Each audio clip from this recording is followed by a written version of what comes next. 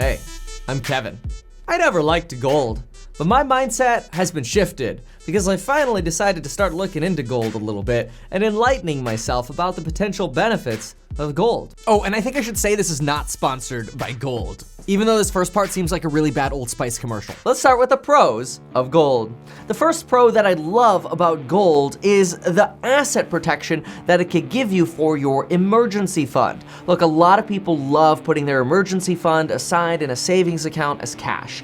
I'm not a big fan of that. I prefer to have my emergency fund as investments. Now, that's not to say I'm not gonna have some operating cash around, but I don't keep a certain set of funds sitting around in cash somewhere. I'd rather have them invested.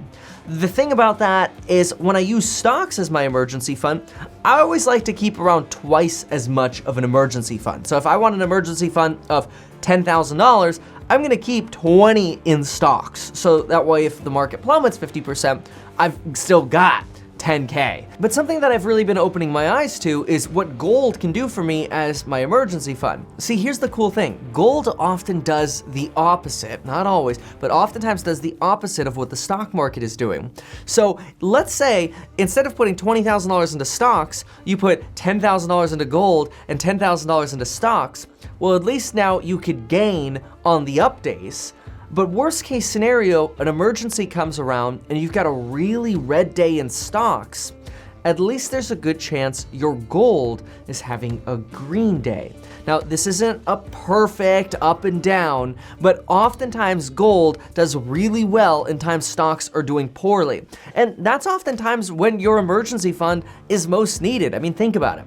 It's an emergency fund, right? In emergency, break glass. People look at gold as sort of a protector of value.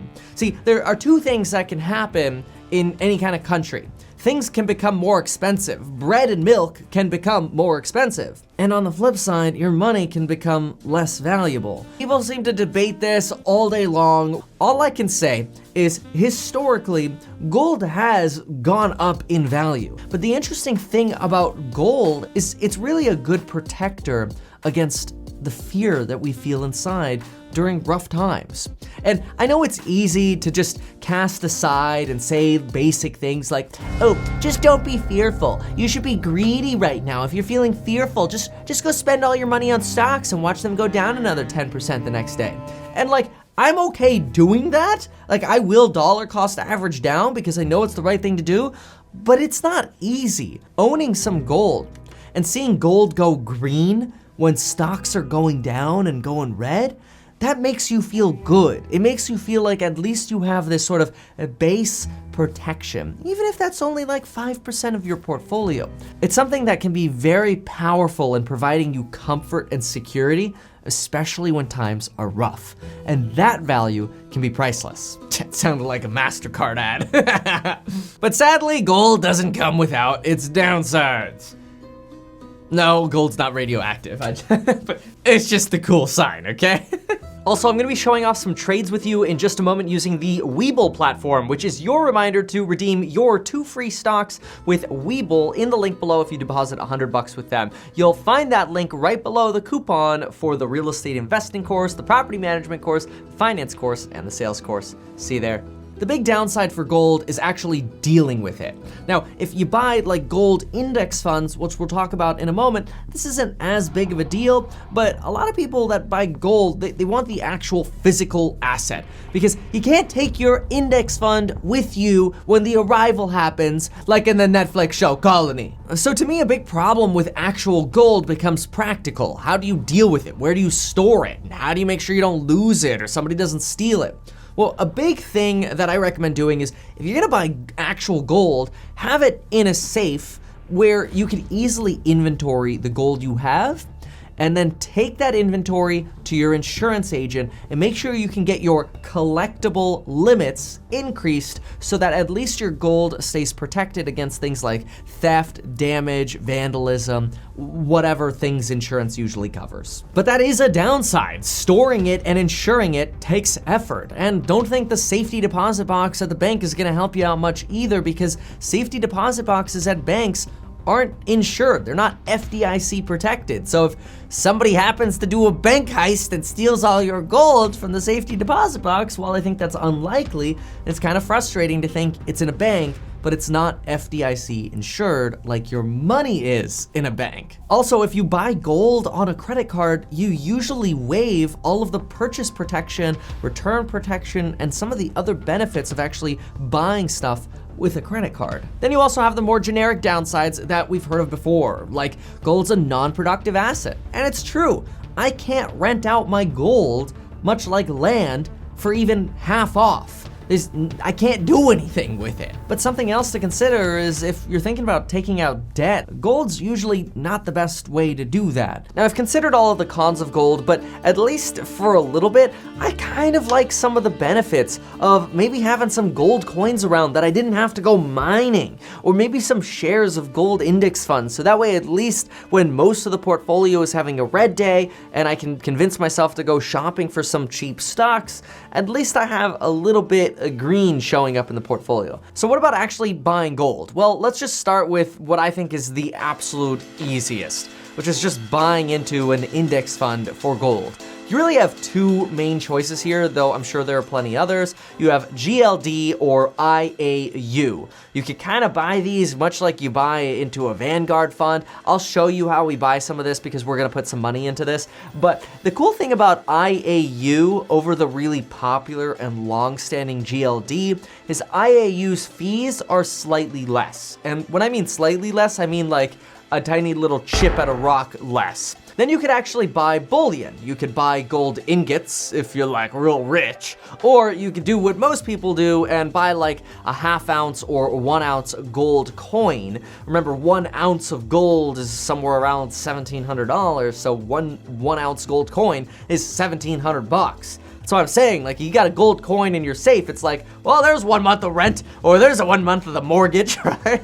Or obviously you could buy in ½ ounce increments. Now, don't do this, and do not sue me, bro, for even mentioning this, but some people have told me that the reason they like to buy gold is because if for whatever reason they happen to get paid in cash, in theory, they could just go buy gold bullion, like buy gold coins, throw those gold coins in a safe, and pretend they never got the cash. AKA, in case you ain't picking up what I'm putting down, people are getting paid in cash, they're not paying the IRS their 30 or 40% in taxes, and they're going buying gold. Now, note that I did not put this in the pros section of gold.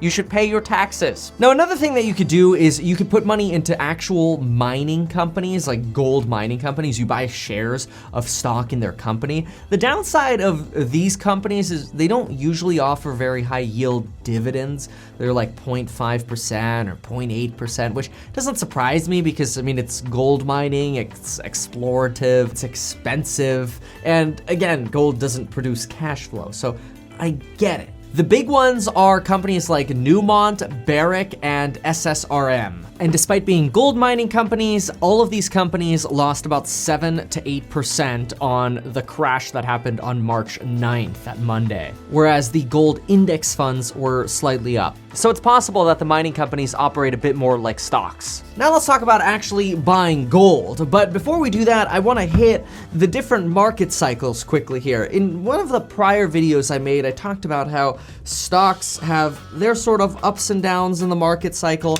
And the cool thing is that real estate tends to have a slightly different bottom. Gold tends to have a little bit more of a cycle that looks like this, which is just another cool reason to be into gold as well, at least a little bit. So that way, if you're really at that point where you just went from one bottom to another, at least hopefully gold is doing well. You know what'd be kind of funny is if I somehow attached this danger radiation thing to the pickaxe. I don't know, that looks good. This looks like art. I can put this somewhere. But anyway, now we're actually gonna trade. And anytime I trade, I always wanna just clarify, you know, don't sue me, bro. But I wanna start with Webull here. So we've got $2,000 here, and I'm gonna hop on over to Quick Trade on Webull. And I'm gonna go for IAU first. This is the iShares Gold Trust. This is that inexpensive one.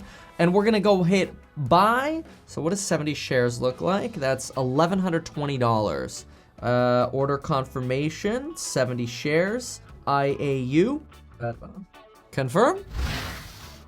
All right, there we go. IAU in as an open order. I have to say, I feel like that was a little anticlimactic. That was too easy. I just bought into a gold index fund by pushing a few buttons on my phone.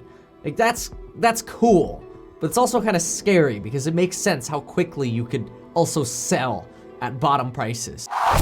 All right, so I was analyzing some deals this morning in my daily private live stream, link below if you want to join those, but let's just go ahead and type into Google, buy gold. Here we go, the 1 ounce American Eagle. Oh look, you can buy 1/10 of an ounce too. That's actually kind of cool. They let you do that. You could buy 1/10 of an ounce for 188 bucks. So I guess this is like fractional shares investing for gold.